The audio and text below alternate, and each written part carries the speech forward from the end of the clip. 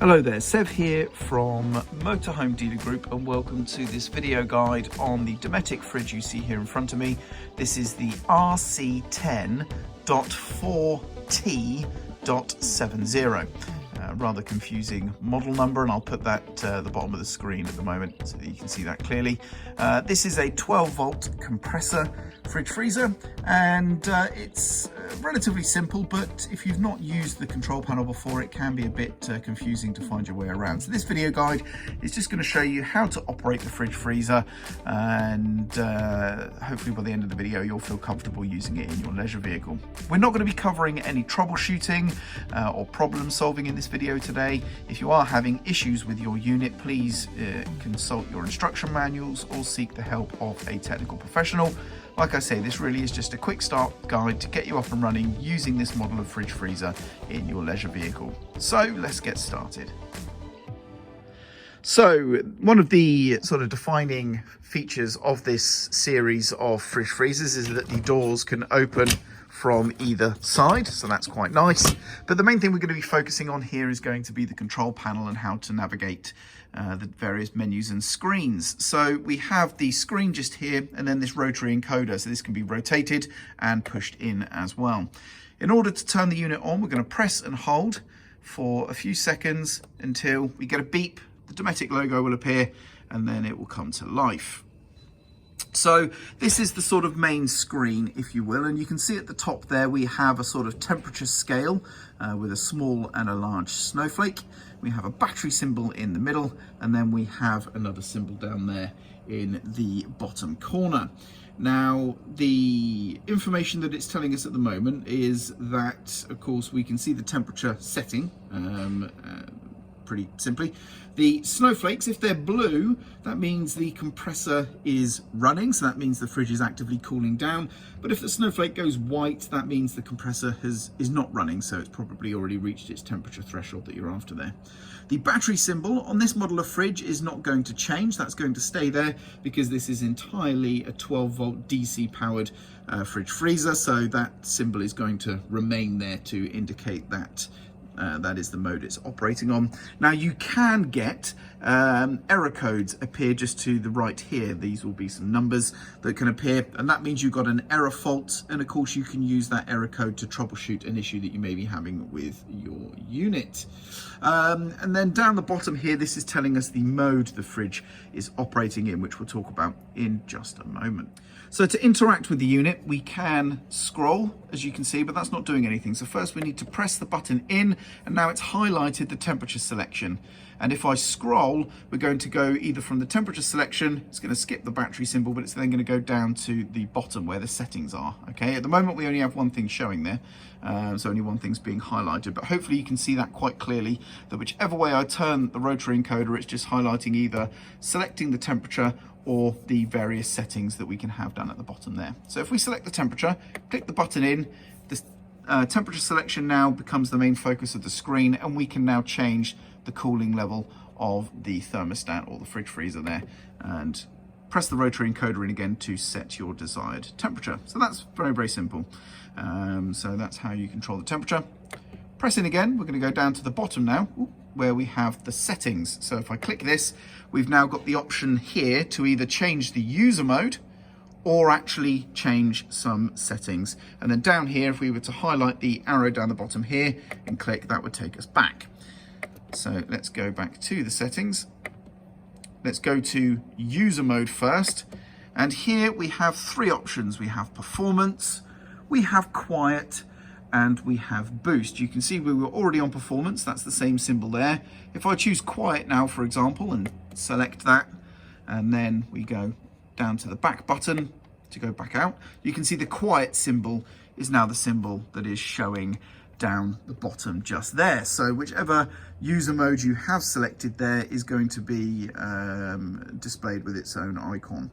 So just to let you know what those three modes do, the performance mode means that the thermostat settings, all of them are going to be selectable. So all of the settings you can see on that sort of temperature scale are going to be selectable whilst in performance mode. The compressor is going to operate in high RPM mode, And also the external ventilation fan is going to operate in high RPM mode as well. So basically you're going to get all the best performance out of the unit, sacrificing a bit of noise and energy use is the trade-off there. The quiet mode, the one we have selected at the moment, means that only thermostat settings 1, 2 and 3 are selectable. We can't go any higher. The compressor is going to operate in low RPM mode, and equally the external ventilation fan is also going to operate in low RPM mode. So again, we're going to trade some cooling performance for lower noise. And again, as you can see here, if I try and select the temperature, I'm trying to scroll up there, but we can only go to 3. So if I select that again, you can see here, I can go from 1, 2, 3, but I can't go any higher. Okay, so that is the quiet mode there in operation. And then lastly, if I go back into the settings to show you this, we have one more option, which I'm sure you saw on the screen there. We have boost. Okay, and so boost mode, which has that symbol. Boost mode is essentially going to operate the thermostat fixed on maximum. So you can't change the thermostat, it's going to be on maximum permanently. The compressor is going to operate in high RPM mode, and the ventilation fan is also going to operate in high RPM mode. So it looks as though, and I could be wrong, but essentially this is putting it into a mode where it's operating at absolute full power to try and get things really cool really quickly. And it could, I assume you could achieve the same result here by choosing performance mode but choosing maximum temperature. But again, just like the quiet mode, I can't change the temperature now. In boost mode, it is fixed on maximum. So again, you're trading energy usage and noise for increased cooling efficiency. But again, in most normal operation, especially once the unit is already at the desired temperature and things, you're normally going to be going between performance and quiet. Probably quiet in night, because you're not really going to be opening and closing the fridge freezer while everybody's sleeping, which means that it's going to be able to retain its temperature. So you're not really going to need much cooling performance. It just needs to maintain the temperature, and you can change that to a quieter setting. But in the daytime, you're probably going to be on performance and moderating the cooling level depending on what you actually need the unit to be able to do. So that's those options there. So that's how you change the different user modes. And of course, as I mentioned, the icon for the selected user mode is reflected in the bottom corner there. So let's now go to the settings. And in the settings, we have a few symbols here. So the first one is the child lock. So you can actually child lock the screen, which can be very useful.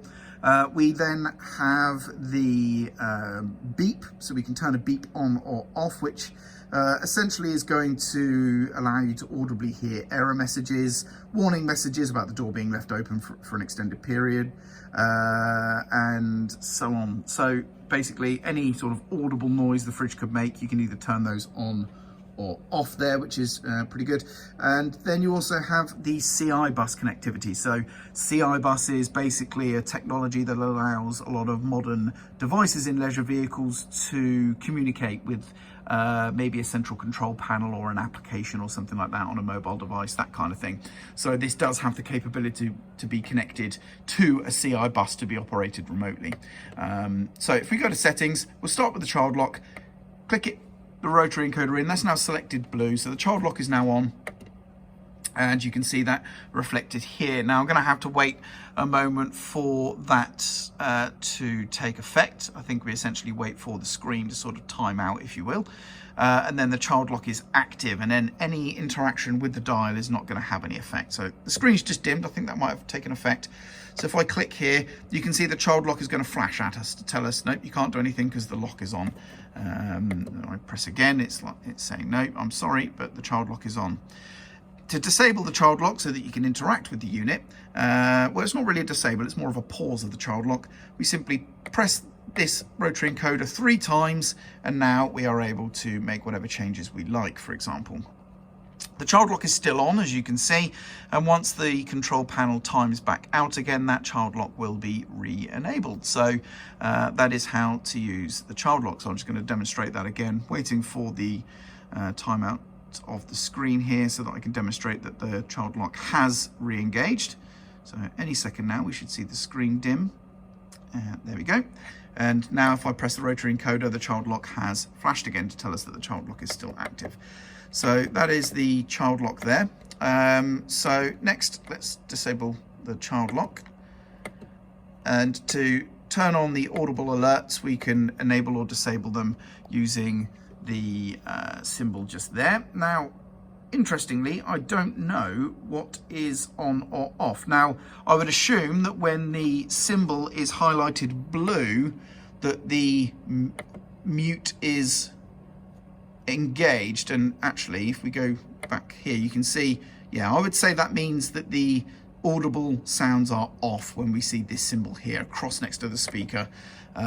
So when we go into settings here, highlighting this blue means that the mute for the audible alerts is on. If that is not blue, then the audible alerts are enabled. Enable or disable the CI bus here. So this, if you did have means of connecting this to other devices and things, then that's how you enable that connectivity there. This particular vehicle does not have that functionality set up. But that's how you enable it. And then lastly, we have the frame heater here, which is used just to help combat condensation forming. So if you are finding condensation forming in the unit, you can turn the frame heater on just here as well. And again, that should be reflected in the bottom there to show you that that's enabled. So any settings you have enabled will reflect in the bottom, as you can see. And that is essentially it. Now, to turn the unit off, we just press and hold again for a few seconds. You get a beep and the unit is off. So that is how to use the Dometic RC10.4T.70 and similar models of fridge freezer. Hopefully you found this video useful. I'm Sev, and thank you very much for watching.